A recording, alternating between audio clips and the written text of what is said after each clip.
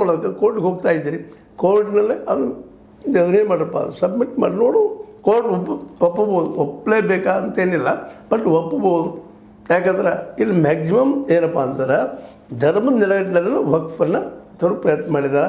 ಅವ್ರದ್ದು ಇತಿಹಾಸ ನಿರ್ಣಯ ಆಗಿದೆ. ಮುಸ್ಲಿಂ ಒಂದು ರಾಜರಿಂದ ಆಗಿರ್ಬೋದು, ಮುಸ್ಲಿಂ ಜನಾಂಗದಿಂದ ಅದಕ್ಕೆ ಸರಿದೂಗಿಸುವಂಥ ಕೆಲಸವನ್ನು ನಾವು ಮಾಡ್ತಾಯಿದ್ದೀವಿ. ನಮ್ಮ ಸರ್ಕಾರ ಬಂದದ್ದು ನಾವು ಚೇಂಜ್ ಮಾಡ್ತೀವಿ ಅಂತ ಭಾಳಷ್ಟು ದಿನದ ಮಾತುಗಳಿದ್ದು. ಇವನ್ನ ಈ ಜನಸಂಘ ಸಮಯದಿಂದ ಬಂದಂಥದ್ದನ್ನೇ ಇದು.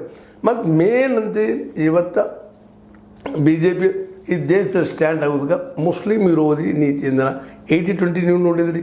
ಅದೇ ಕಾಲಕ್ಕೆ ಇನ್ನುಳಿದ ಈ ಮಾಬ್ ಲಿಂಚಿಂಗ್ ನೀವು ನೋಡಿದಿರಿ. ಎಲ್ಲ ಗಟ್ಟಿಗೆ ನೋಡಿರಿ, ಒಂದೊಂದು ನೋಡ್ಕೊತ ಹೋದಾಗ ಮೇನ್ ಇವ್ರದ್ದು ಇರೋದೇನಪ್ಪ ಅಂದ್ರೆ ಮುಸ್ಲಿಂ ವಿರೋಧಿ ನೀತಿಯಿಂದಾಗಿ ಅದ್ರ ಒಪ್ಕೊಳ್ಳಬೇಕು. ಅವ್ರು ಓಪನ್ ಆಗಿ ಈಗ ಒಪ್ಕೊಳ್ಳಿಕ್ಕಿಲ್ಲ, ಬಟ್ ಹಿಂದಿನ ಇತಿಹಾಸ ಎಲ್ಲರಿಗೂ ಗೊತ್ತದ. BJP ಅಥವಾ RSS ಅಂದ್ರೆ ಮುಸ್ಲಿಂ ವಿರೋಧಿನೂ ಸಾಮಾನ್ಯವಾಗಿ ಆಗಿಬಿಟ್ಟದು. ಬಟ್ ಇತ್ತೀಚೆಗೆ ಯಾಕೋ ಏನೋ ಈ ವಿಷಯದಲ್ಲಿ ವಕ್ಫ್ ವಿಷಯದಲ್ಲಿ ನಾವು ಸೂಕ್ಷ್ಮವಾಗಿ ಗಮನಿಸಿದಾಗ RSS ಆದಷ್ಟು ಮೌನ ವಹಿಸುವಂಥ ಕೆಲಸ ಮಾಡಿದ. ಔರಂಗಜೇಬನಲ್ಲಿ ಈ ಒಂದು ಸಮಾಜ ಸಲುವಾಗಿ ಸಹಿತ ಒಂದಿಷ್ಟು ಪಾಸಿಟಿವ್ ಅಂತ ರೆಸ್ಪಾನ್ಸ್ ಮಾಡೋದನ್ನು ನೋಡಿದಾಗ ಮೋಸ್ಟ್ಲಿ ಏನು ಬದಲಾವಣೆ ಮಾಡಲಿಕ್ಕೆ ಪ್ರಯತ್ನ ಮಾಡ್ತಾ ಇದ್ದಾನೆ ಇದು ಅನ್ನುವಂಥ ಮತ್ತು ಸಂಶಯಗಳಿದ್ದಾವೆ. ನೋಡೋಣ ಯಾಕೆ ಇದು RSS ಮತ್ತು ಜೊತೆಗೆ ಮೋದಿಯವರು ಈ ಒಂದು ವಕ್ಫ್ ಈ ಕಾನೂನು ಆಗೋ ಮುಂದೆ ಜೋರ್ದಾರಾಗಿ ವಾದ ಮಾಡಬೇಕಾಗಿತ್ತು, ಮಾಡಲಿಲ್ಲ.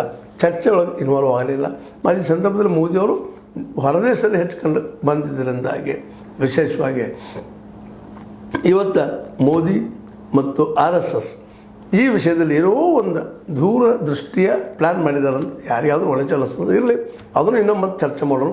ಬಟ್ ಈಗ ಮಾತ್ರ ಈ ಒಂದು ವಕ್ಫ್ ಇಲ್ಲೇನು ಮಸೂದೆ ಪಾಸ್ ಆಗ್ಯದ ಇದು ವಿರೋಧಿಗಳ ದೃಷ್ಟಿಯಲ್ಲಿ ಇದು ಸಂವಿಧಾನ ವಿರೋಧಿ. ಆಡಳಿತಾರೂಢ ಪಕ್ಷದ ಅಭಿಪ್ರಾಯದಲ್ಲಿ ಇದು ಸಂವಿಧಾನ ಪರ ಅಥವಾ ಮುಸ್ಲಿಮರ ಪರ ಅನ್ನುವಂಥ ಮಾತುಗಳು ಕೇಳಿ ಬರ್ತಾ ಇದ್ದಾವೆ. ಮತ್ತು ಯಾವಾಗಲೂ ನಿಮ್ಗೆ ಗೊತ್ತದ ಜಗತ್ತು ಯಾರಂದ್ರೆ ಗೆದ್ದ ಒಂದು ಅಂತ. ಯಾರು ಗೆಲ್ತಾರ ಅವ್ರ ಹೆಸರಿನ ಮೇಲೆ ಆ ಇತಿಹಾಸನ ಬರೆಯಲ್ಪಡ್ತದೆ ಅಂತೇಳಿ.